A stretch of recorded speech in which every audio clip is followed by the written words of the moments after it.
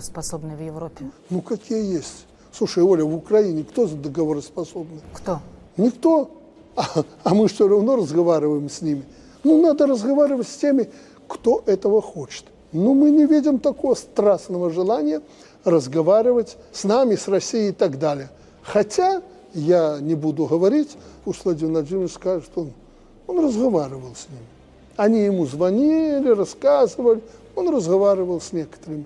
Ну, это не публичная была договоренность, что они будут говорить. Это какая-то закрытая информация. Да, это не публично, это пока Владимир Владимирович не обнародует, ну, а я таких полномочий не имею. Но он мне рассказывал, и я сделал это, значит, хотите, значит, разговариваете, пока тайком, чтобы журналисты и Ольга не узнали.